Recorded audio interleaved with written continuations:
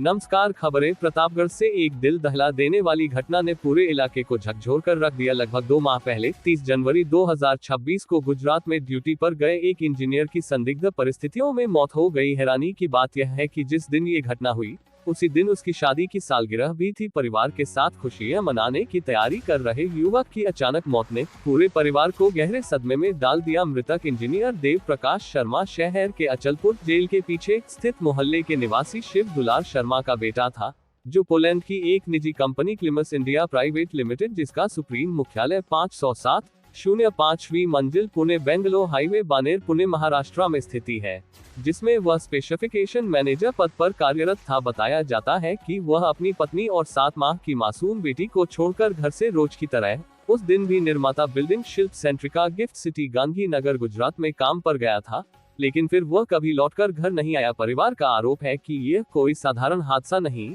बल्कि एक गहरी साजिश है। परिजनों का ये भी कहना है कि मृतक इंजीनियर का कंपनी प्रबंधन इस मामले को दबाने की कोशिश कर रहा है। प्राथमिकी केवल एक पक्ष के खिलाफ दर्ज की गई, जबकि अन्य संदिग्धों के नाम जानबूझकर उसमें शामिल नहीं किए गए। इससे पूरे मामले पर सवाल खड़े हो गए हैं। मृतक इंजीनियर की पत्नी और परिजन लगातार न्याय की गुहार लगा रहे हैं। उनका कहना है कि जब तक सभी दोषियों के खिलाफ सख्त कार्रवाई नहीं होती, तब तक वे न्याय की मांग करते रहेंगे। परिवार ने निष्पक्ष जांच और उचित मुआवजे की भी मांग की है। इस मामले में गुजरात पुलिस की कार्यप्रणाली पर भी सवालिया निशान परिजन उठा रहे हैं। आखिर क्यों घटना की पूरी सच्चाई सामने नहीं लाई जा रही? क्या कोई बड़ा राज छिपाया जा रहा है? ये घटना न केवल एक परिवार की त्रासदी है, बल्कि सिस्टम पर भी एक बड़ा सवाल खड़ा करती है। अब देखना यह है कि पीड़ित परिवार को न्याय मिलता है या यह मामला भी फाइलों में दबकर रह जाता है। ये सिर्फ एक खबर नहीं, यह एक परिवार की टूटती उम्मीदों की कहानी है। रिपोर्ट अवनीश मिश्रा जी। मास इंडिया प्राइवेट लिमिटेड में काम करते थे, गुजरात में पोस्टेड थे। 30 जनवरी सुबह वो घर से निकले, 11:14 पर घर से निकले थे। उसके बाद दोपहर में फ़ोन हम कर रहे थे तो फ़ोन उठ नहीं रहा था। उस समय फिर मैंने कंपनी के दूसरे एम्प्लॉय के पास फ़ोन किया, जो कि उन्होंने दे के रखा था, अपने पति ने नंबर दे के रखा था कि कभी इमरजेंसी में फ़ोन नहीं लगेगा तो उस नंबर पे फ़ोन करना। फिर मैंने उस पर फ़ोन किया तो उससे फ़ोन उठा। मैंने पूछा कि देव का कॉल नहीं लग रहा है, देव कहाँ पे है? तो उसने बताया कि वो प्रतीक सर के साथ में है। फिर मैंने बोला कि अगर प्रतीक सर के साथ में है तो मुझे प्रतीक सर का नंबर दे दो। तो उसने बोला कि हाँ ठीक है, भेजता हूँ मैं आपके पास। कौन बोल रहा है? भाभी बोल रही हैं। मैंने कहा हाँ। फिर उसका कॉल नहीं आया। हम बार बार कॉल कर रहे थे, देव के नंबर पे भी और उसके नंबर पे भी फ़ोन नहीं उठ रहा था। फिर रात को 8 बजे कंपनी वाले आए मेरे घर पे, जिसमें राही, जो कि घर का एड्रेस जानता था, और प्रतीक सर दोनों आए थे। उन्होंने मुझे घड़ी दी और दोनों मोबाइल दी। मैंने पूछा कि देव कहाँ है? बोले कि थोड़ा सा काम में व्यस्त हैं, आज नहीं आ पाएंगे, सुबह आएंगे, इसलिए कुछ रिश्तेदार को साथ में लेके आए हैं, वो आपके साथ में रात में रहेंगे। मैंने कहा कि कहाँ पे हैं? मुझे पता चला है कि शायद एक्सीडेंट हुआ है। तो बोले, कहे कि हाँ एक्सीडेंट हुआ है भाभी जी, बस थोड़ा सा चोट लग गई है, ICU में एडमिट हैं। उन्होंने ये नहीं बताया कि उनके साथ क्या हादसा हुआ है, क्या हुआ है। हम बार बार फ़ोन कर रहे थे, फिर भी नहीं उठ रहा था फ़ोन।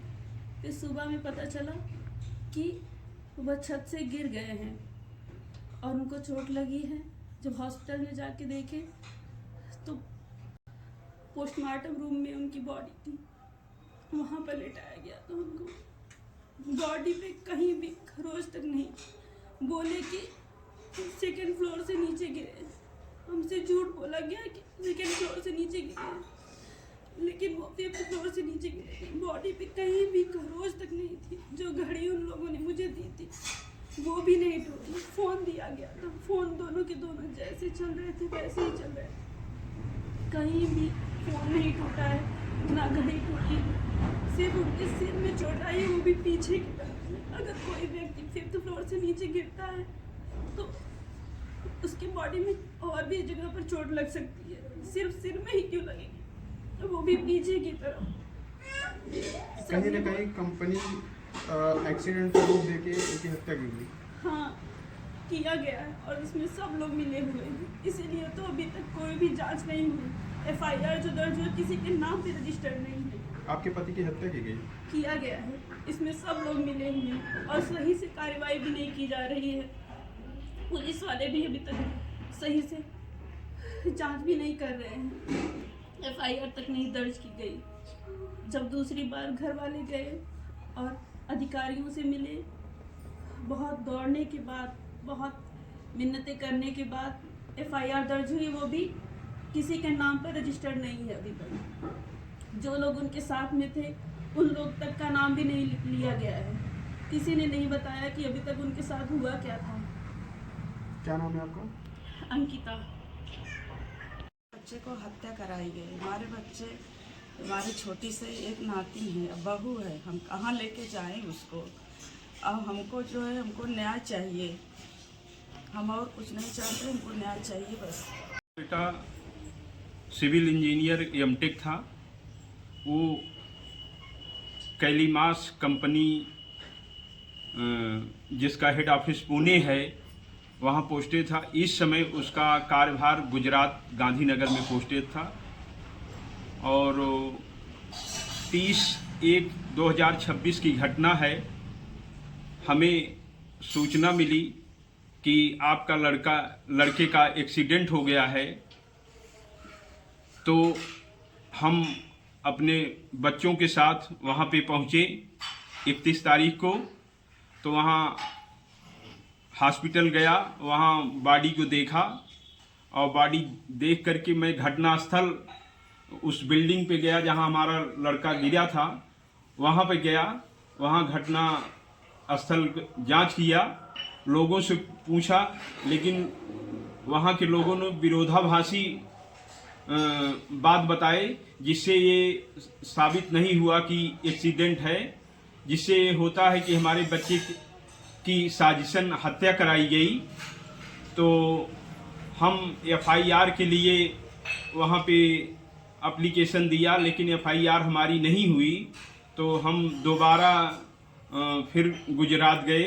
तो उच्च अधिकारियों से मिलने के बाद हमारी एफआईआर हुई और मैं बहुत परेशान हूँ।